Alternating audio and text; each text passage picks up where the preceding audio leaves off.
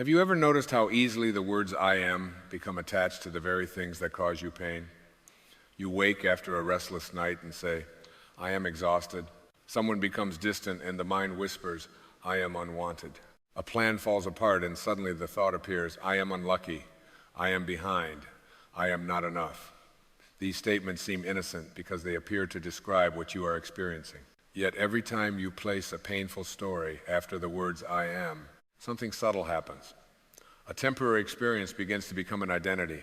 A passing emotion begins to sound like a definition of who you are. And perhaps this is why so many people struggle with manifestation. They repeat affirmations. They visualize the future. They ask life for love, healing, abundance, direction, freedom, or peace. They may say, I am worthy, I am loved, I am successful. Yet beneath those words, another voice may still be saying, but I do not have it yet.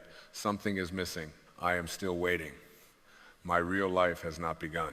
So perhaps the most important question is not, how can I manifest what I want faster? Perhaps the deeper question is, who am I being while I wait? Because there is a strange paradox at the heart of manifestation. The harder you try to obtain something because you believe you are incomplete without it, the more deeply you rehearse the feeling of not having it. You may say that you want love while living in fear of abandonment. You may say that you want peace while spending the entire day resisting what is happening. You may say that you trust life while demanding constant evidence that everything will work out exactly as you planned. The words say one thing, but your way of being quietly says another. This is why manifesting faster is not necessarily about wanting more intensely, affirming more loudly, or trying harder to control the universe. Sometimes movement begins more naturally when resistance becomes smaller. When the inner contradiction softens, when what you say you desire begins to resemble the way you live. There is a great difference between saying I am as a demand and saying I am as a remembrance. One comes from fear, the other comes from awareness. One says, I need the world to change so I can finally feel whole. The other recognizes, wholeness is not something the world can manufacture for me. It is something I can remember within myself. Perhaps you have spent years waiting for the outside of your life to become peaceful enough for you to feel peaceful inside.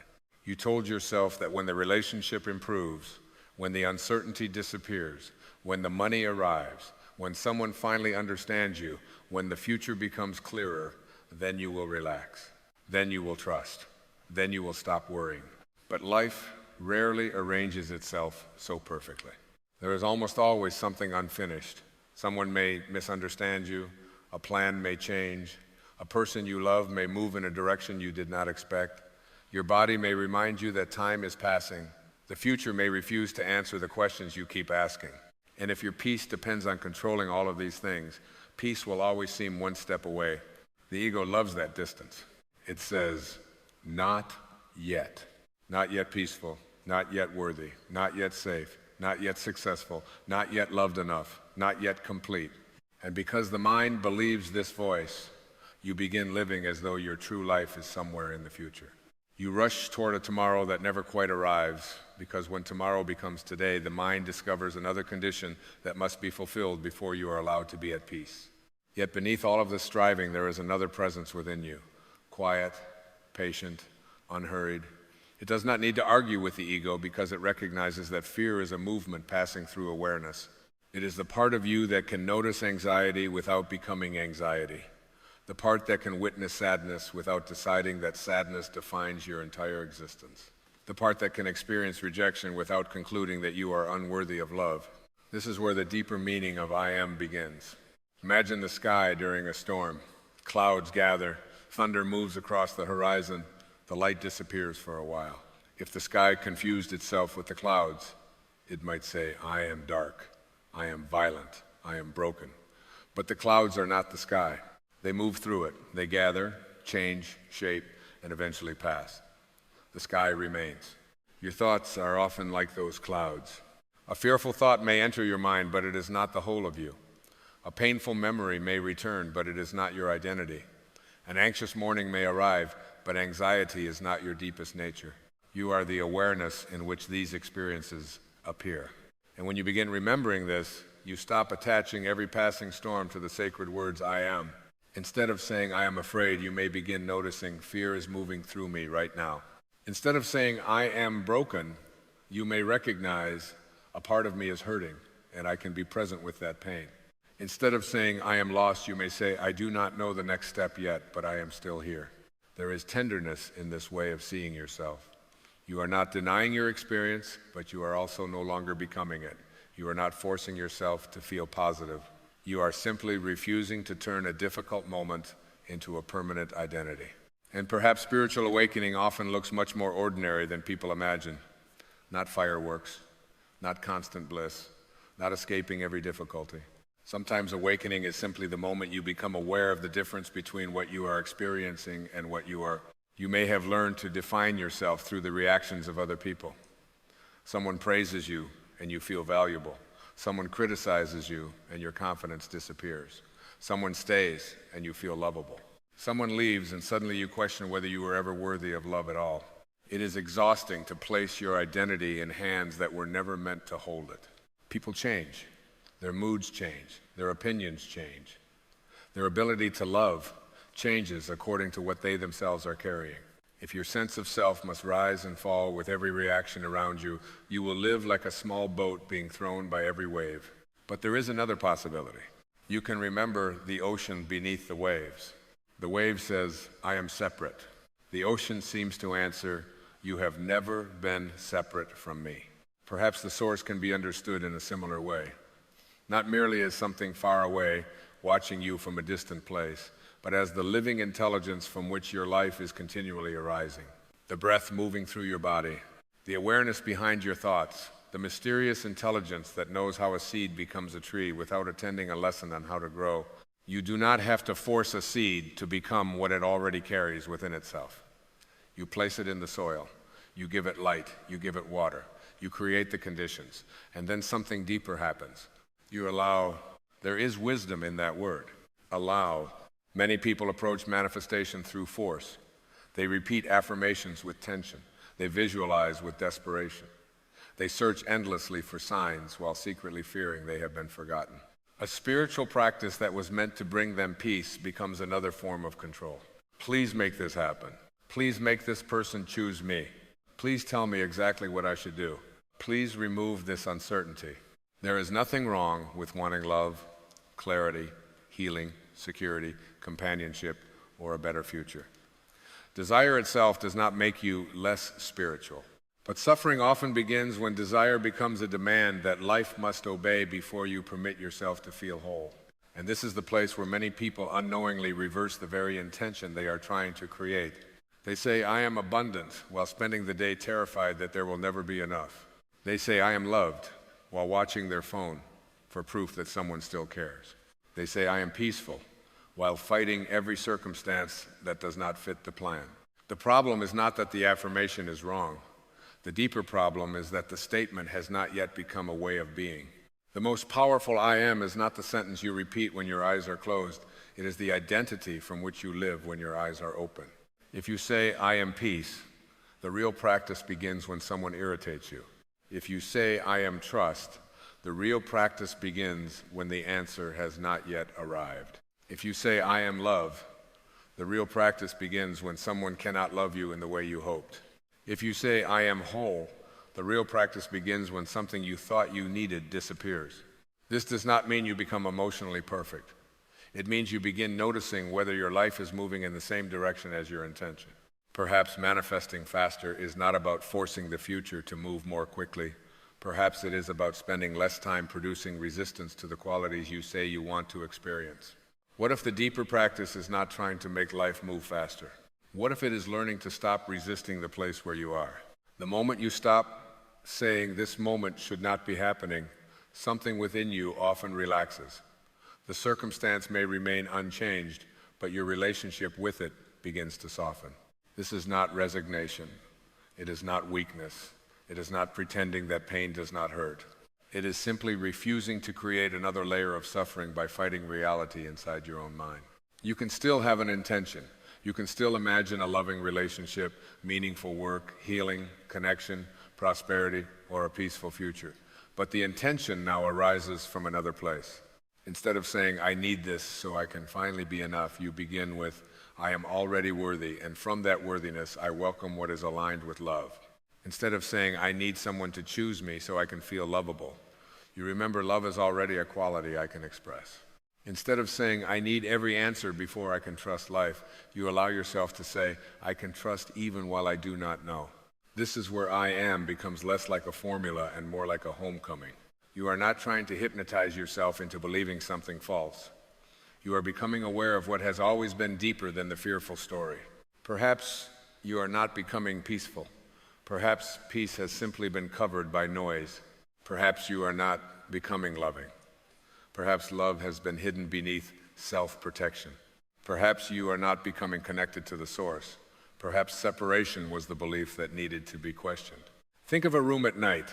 You could spend hours fighting the darkness, pushing against it, complaining that it should not be there. But darkness does not need to be defeated. A single light changes the room. Awareness is like that light. You do not need to defeat every negative thought you have ever had. You do not need to erase your past. You do not need to become spiritually perfect. You begin by seeing. You notice when fear follows the words I am. You notice when resentment has become an identity. You notice when you are trying to control another person because you are afraid of losing them. You notice when comparison convinces you that someone else's path says something about your worth. You notice when you postpone peace until some imaginary future. And every moment of noticing creates space. Inside that space, there is a choice. You can repeat the old identity, or you can remember something deeper. You can remember, I am present. I am willing to release what no longer serves me. I am connected to love. I am learning to trust. I am more than this fear. I am part of the life that is moving through everything. Eventually, even these words may become quieter.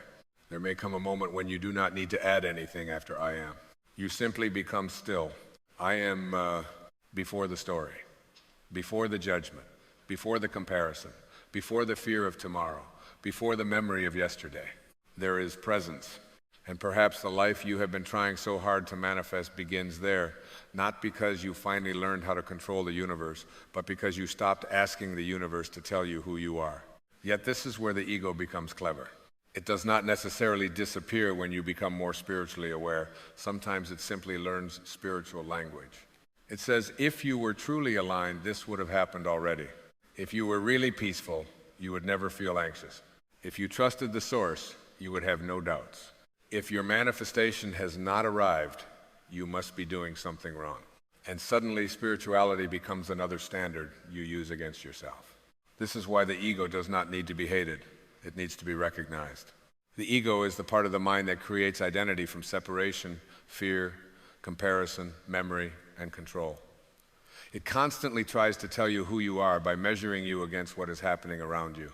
It wants to control how people see you. It wants to control what happens next. It wants to control whether someone stays.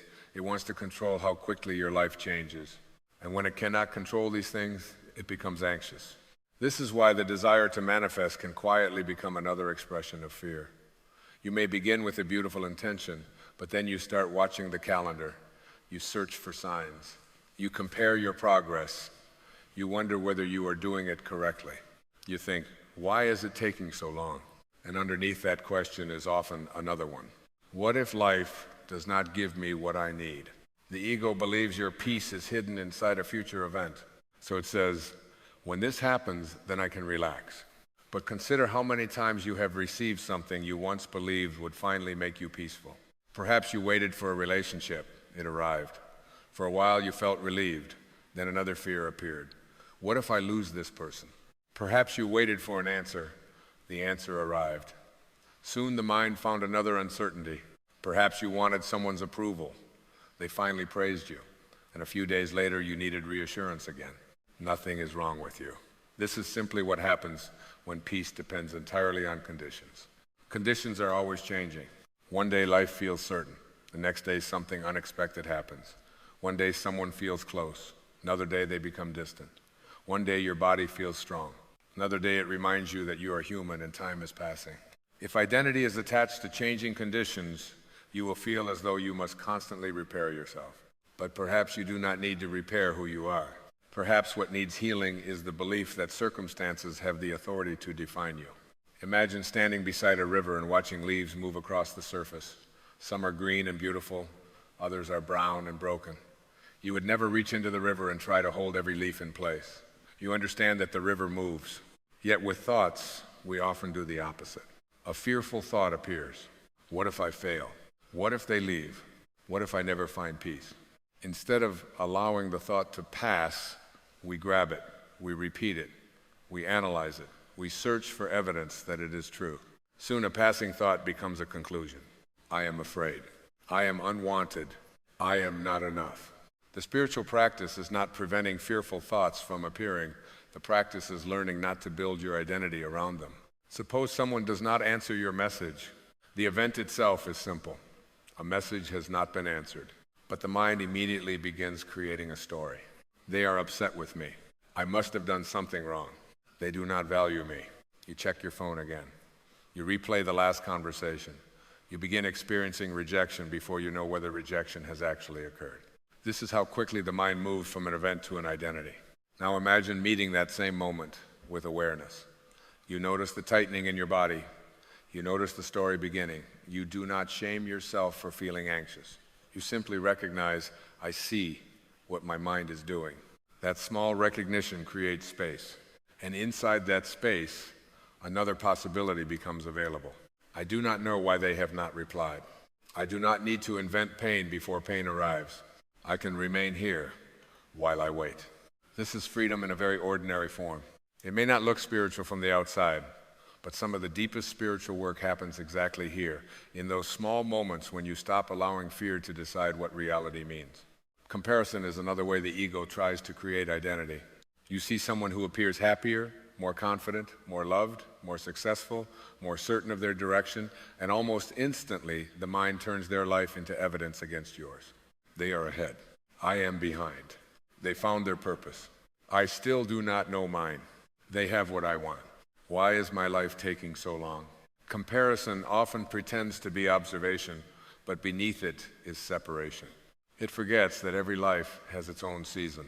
A tree does not look at another tree in the forest and decide it has failed because the other one is taller. A flower does not apologize for blooming later than another flower. Nature does not seem embarrassed by timing. Only the human mind creates a schedule for when life should happen. Perhaps you thought that by a certain age you would have everything figured out. Perhaps you believed the relationship would last. Perhaps you assumed your path would look different. Perhaps you thought healing would happen faster. Then the ego uses the distance between expectation and reality to create suffering. This should not be happening. I should be somewhere else. I should know by now. But life does not appear to follow our private timetable. The river does not become ashamed because it has not yet reached the ocean. It continues. What if you allowed yourself the same grace? What if your life is not late? What if this season is not proof that you have failed? What if uncertainty is teaching something that certainty could never teach? This does not mean you must enjoy every difficult season.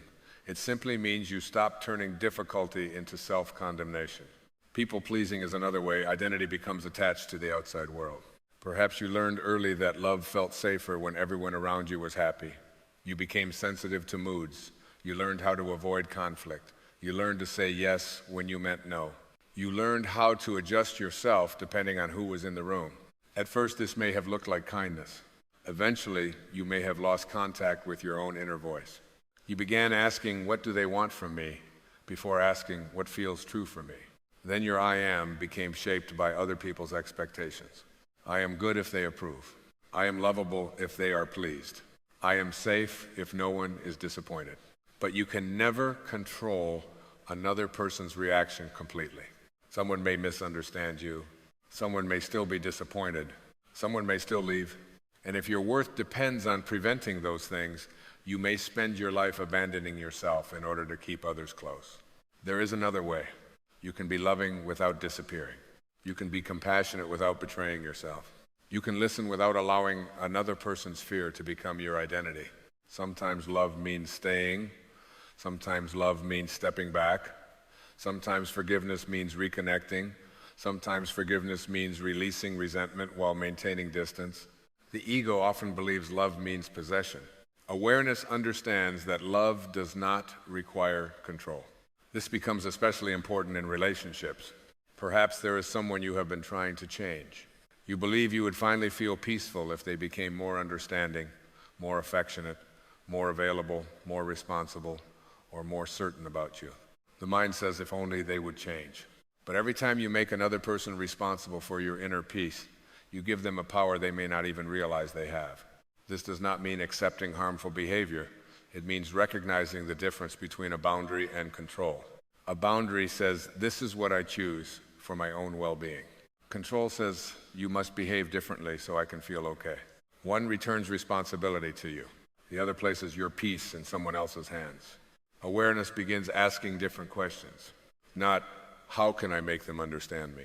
But, can I understand myself more deeply? Not how can I make them choose me? But where am I still abandoning myself in order to be chosen? Not, why are they doing this to me? But what is this experience revealing about what I am still carrying? These questions are not accusations. They are invitations to come home. And sometimes what you discover there is resentment. Perhaps someone hurt you years ago. They may no longer be part of your life, but the conversation continues inside your mind. You imagine what you should have said. You replay what they did. You wish they would finally understand how deeply they hurt you. Each time the memory returns, a small version of the pain may return with it. The ego says, if I let go, they win. But forgiveness is not declaring that what happened was acceptable. Forgiveness is deciding that the event will no longer occupy your inner world without your consent. You are not freeing them first. You are freeing yourself. Imagine carrying a heavy stone because someone else once placed it in your hands. At first you carry it because you are angry. Then you carry it because you believe dropping it would mean the injury did not matter. Eventually, you forget that you are allowed to put it down. Forgiveness is putting down the stone. The past remains part of your story, but it no longer needs to become your identity. You can say, this happened to me, without saying, this is who I am. There may be someone whose name still creates tension in your body. Someone who betrayed you, disappointed you, neglected you, or failed to become the person you needed them to be. Perhaps the ego has kept the wound alive because resentment felt like protection. If I stay angry, I will not be hurt again. If I forgive, it means what happened was acceptable. If I release this, they escape responsibility. But resentment does not remain with the person who hurt you. It lives in you. It enters your thoughts while you are driving. It visits before sleep. It appears in new relationships that had nothing to do with the old one. It may teach your body to expect betrayal, even in the presence of kindness. And slowly, without intending to, you may begin defining yourself by what someone else did. I am the one who was abandoned. I am the one who was betrayed. I am the one who was never chosen. There is real pain in those experiences, and pain deserves compassion. But your identity does not have to remain inside the wound. Forgiveness can become the moment you say, this happened, but I will not allow it to become the final definition of who I am. You may never receive the apology. They may never understand. They may never become capable of giving you what you once needed. Forgiveness does not require their participation. It is an inner release, like opening a hand after realizing you have been holding something sharp for far too long. And yes, sometimes the hand hurts when it opens. Healing is not always instant. You may forgive today and feel anger tomorrow. You may release one layer and discover another underneath it. There is no failure in that. A garden does not condemn itself because every weed does not disappear in one morning. You return. Again and again, you return to the choice not to make bitterness your home. This is where the meaning of I am becomes more honest. You cannot spend hours rehearsing hatred and expect I am love to transform everything simply because you repeated it for 5 minutes in the morning. The words themselves are not magic. Their power lies in what they invite you to become. I am peace becomes meaningful when you stop feeding every unnecessary conflict. I am love becomes meaningful when you begin releasing the need to punish yourself and others. I am trust becomes meaningful when you stop demanding that the future reveal itself before you take the next step. I am whole becomes meaningful when you stop asking another person to complete what they were never responsible for completing. This is what intention can become, not a demand. A direction. Perhaps you have always imagined intention as deciding what you want from the future. But intention can also mean deciding what quality you will bring into the present. You may wake and quietly ask, what do I intend to embody today? Perhaps the answer is peace, perhaps patience, compassion, truthfulness, trust. You do not need to know everything that will happen during the day. You simply know what you want to return to when life becomes difficult. Someone may speak harshly to you. The old pattern wants to react immediately, but your intention reminds you that someone else's anger does not require your anger. Someone else's impatience does not need to become your impatience. Someone else's fear does not have to become your identity. You can participate in life without absorbing everything life places in front of you. This is a quiet kind of power. The ego believes power means controlling other people. The deeper self discovers that power may simply mean choosing the place within yourself from which you respond. And this is where love becomes more than an emotion. Love becomes a way of seeing. You begin to understand that the person who hurts others may also be carrying pain. The person who constantly needs attention may be terrified of being unseen. The person who criticizes everyone may be living beneath relentless self-criticism. Understanding this does not mean accepting destructive behavior. It means you no longer need to turn another human being into an enemy inside your own consciousness. You can protect your peace without closing your heart. You can say no without hatred. You can walk away without wishing suffering upon the person you leave.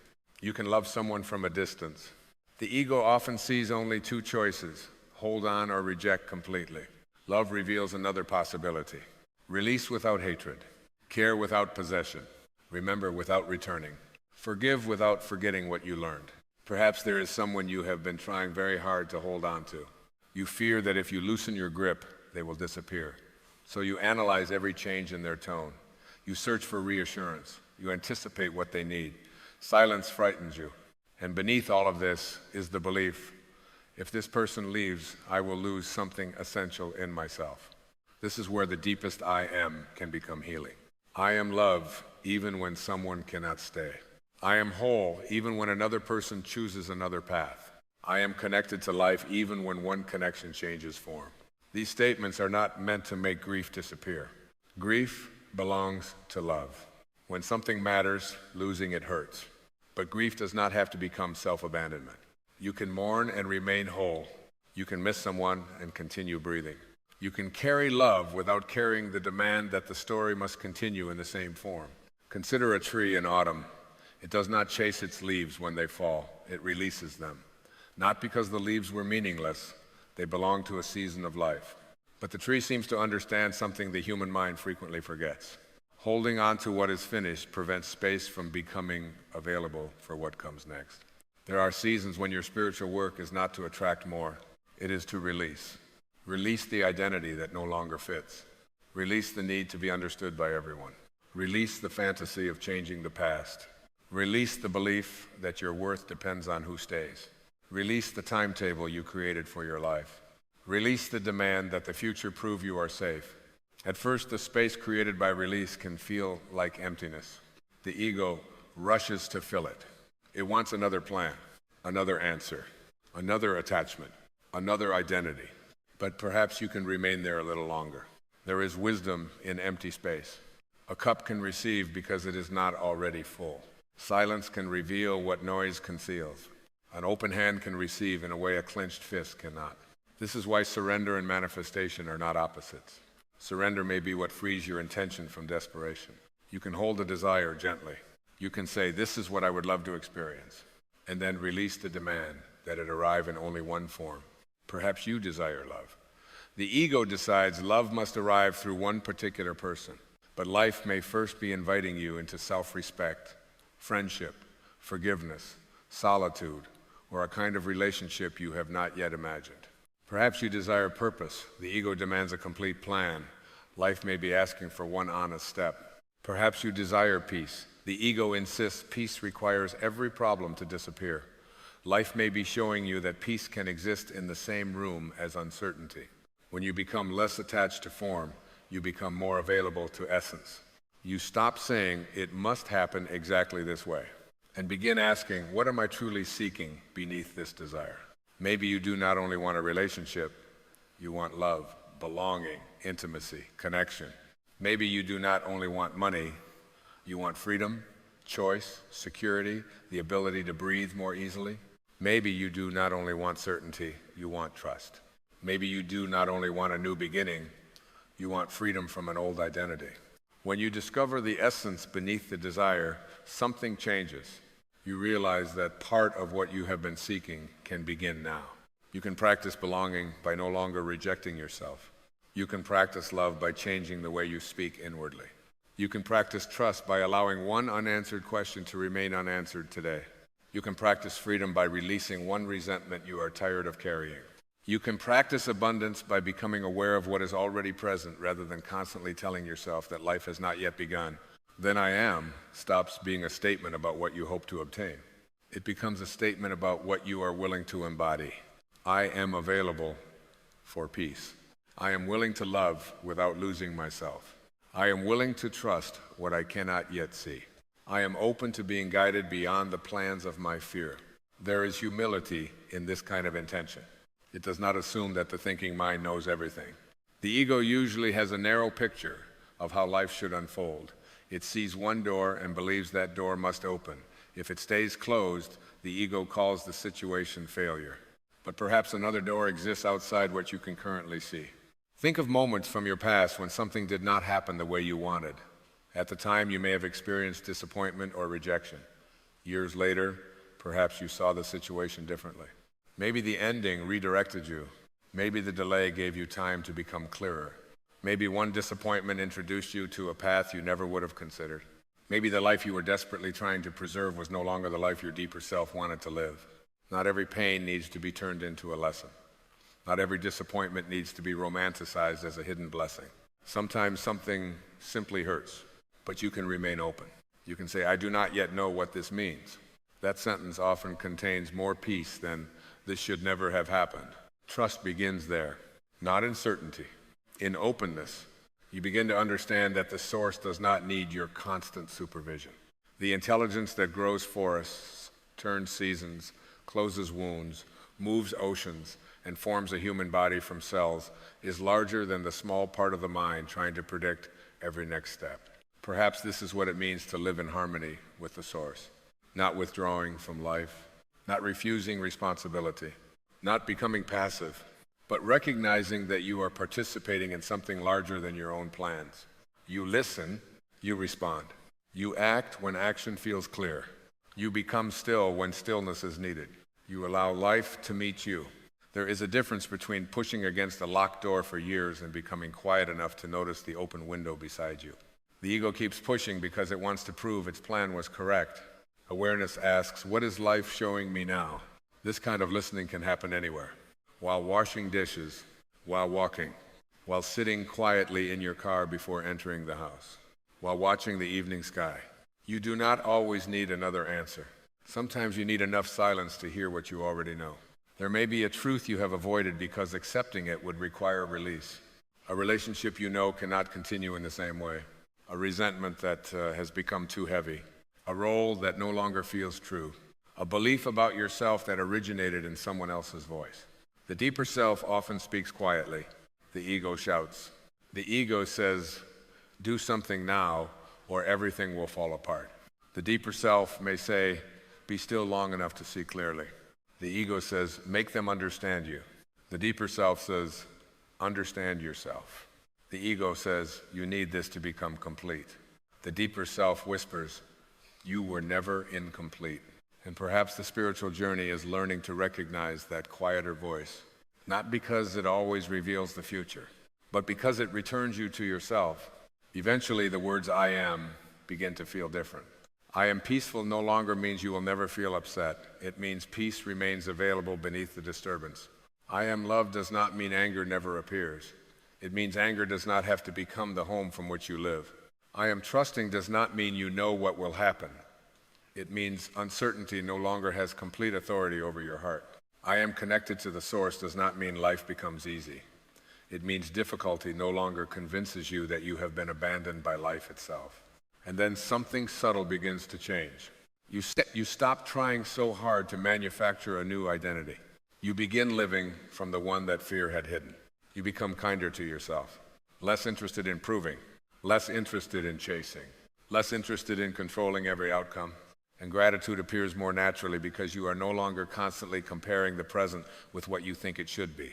You notice sunlight across the floor, a familiar voice, a meal, a breath, a quiet room, a moment when nothing is demanding your attention. You begin to realize that life was not withholding itself until your future arrived. Life had been here the entire time, and perhaps this is the transformation you were truly seeking. Not a life where nothing changes, not a life where every desire appears instantly, but a life in which you no longer abandon your inner peace every time the world changes. And now we return to the promise hidden inside, the words manifest faster. Perhaps the strange secret is this: you do not necessarily manifest faster by increasing the force of your wanting. You often create more movement when you decrease the resistance produced by the belief that you are incomplete without what you want. When you say, I need this person, or I cannot be okay, you create fear around love. When you say, I need this opportunity, or my life has failed, you create fear around purpose. When you say, I must know exactly what happens next, you create fear around the future. But when you begin with wholeness, the energy of your movement changes. You can move toward love without begging love to prove your worth. You can move toward opportunity without turning one closed door into a judgment about your entire life. You can build a future without rejecting the present. You can hold a desire without becoming imprisoned by it. And because you are no longer spending so much energy fighting what is, chasing proof, rehearsing unworthiness, comparing yourself, and controlling every outcome, you become available for clearer action. You notice opportunities you previously missed. You hear intuition that fear had drowned out. You stop wasting energy on doors that repeatedly refuse to open. You become more willing to take the next honest step. You respond differently to people. You become easier to trust because you are no longer trying to manipulate every relationship into making you feel safe. You become more creative because so much of your attention is no longer trapped in worry. You become more present, and presence changes what you are able to see. This is a very different understanding of manifestation. It is not magical control. It is inner alignment. You are no longer saying one thing while emotionally living its opposite. You begin closing the distance between the qualities you say you want and the qualities you embody. If you want peace, you practice peace now. If you want love, you become more loving now. If you want freedom, you release one form of inner captivity now. If you want trust, you stop demanding certainty in one place now.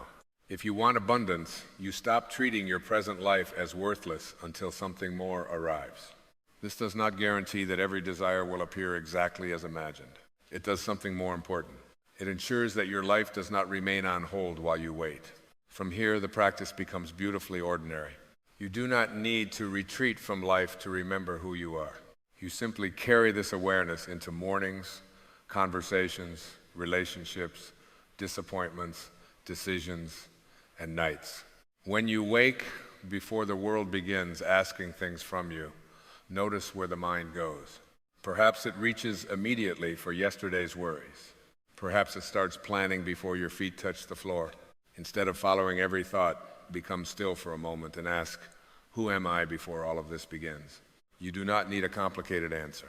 Perhaps you simply breathe and recognize, I am here. That may be enough. Before the messages, before the obligations, before the roles you perform, you are here, alive, aware, breathing, connected to this moment. Then gently choose the quality you wish to bring into the day. I am willing to move through today with peace. I am open to seeing with love. I am willing to trust what I cannot control. Notice the softness. There is no demand. You are not promising yourself that nothing difficult will happen. You are choosing the inner place from which you would like to meet, whatever does happen. Then life begins. Someone tests your patience. A problem appears. You receive news you did not expect. The old patterns return. This does not mean your spiritual practice has failed. It means the practice has begun. Perhaps you are in traffic and irritation rises. You notice your body tightening. The mind says, this should not be happening. You breathe. You remember, I do not need this moment to be different in order to remain present. Nothing outside changes. Something inside does. You have chosen awareness instead of automatic reaction. These small choices matter, not because they make you spiritually superior. They gradually change your relationship with life. You stop expecting peace to arrive as a permanent emotional state. You begin recognizing peace as somewhere you can return, again and again, like returning home after wandering. Gratitude can become another doorway. Not forced gratitude, not pretending to be thankful for pain when you are hurting. Simple gratitude for what is here. Warm water, a body that carried you through another day, a person whose presence makes life softer, the ability to see the sky, a meal, a quiet cup of tea, a few minutes with no one asking anything from you. Gratitude returns attention from what is absent to what is present. The ego scans constantly for what is missing. Gratitude notices what has already arrived. And when you see life this way, abundance begins to mean something deeper than accumulation. Abundance can be the recognition that this moment contains enough life to be lived. You do not need everything you have ever wanted in order to experience one sincere moment of peace. You do not need tomorrow guaranteed in order to appreciate the evening sky. You do not need everyone to understand you in order to understand yourself. You do not need the manifestation to arrive before you begin becoming the person who can meet it without fear. This is how inner freedom grows. Not through acquiring perfect circumstances, but through becoming less controlled by imperfect ones. At the end of the day, there may be moments you wish had gone differently. Perhaps you spoke too quickly. Perhaps someone hurt you. Perhaps you returned to an old habit. Perhaps you lost your patience. Instead of carrying all of it into tomorrow, pause. Forgive yourself for being human. Release the need to replay the entire day. Perhaps say quietly, I release what I cannot repair tonight. There will be another morning, another conversation, another opportunity to meet life with greater awareness. You do not need to punish yourself into becoming wiser. Compassion often teaches what shame cannot, and there will be days when you feel no spiritual clarity at all. Days when the I am you want to remember feels very far away. You may feel tired, angry, lost, afraid. On those days, perhaps the practice is simply honesty. I am feeling afraid, but fear is not all that I am. I am hurting, but pain does not erase my worth. I do not know what comes next, but I do not have to solve my entire life tonight. There is deep peace in allowing yourself to be where you are without turning the moment into a verdict about who you are. You are not required to be calm every minute in order to be connected to peace. You are not required to feel loving every minute in order to return to love. You are not required to understand the entire journey in order to trust the next step. A river does not know every bend before it reaches it. It moves. Perhaps your life can be lived in the same way. One breath, one honest choice, one act of forgiveness, one moment of stillness, one release, one return, and slowly the need to manifest faster begins to soften. You still have desires. There is nothing wrong with that. You may still dream of love, healing, freedom, meaningful work, abundance, clarity, or a new beginning, but the urgency changes. You no longer say, I need this now so that I can finally become whole. You begin saying, I can walk toward what I desire without leaving myself behind. You can hold intention in one hand and surrender in the other. You can move forward without forcing. You can care deeply without clinging. You can hope without making hope a condition for peace.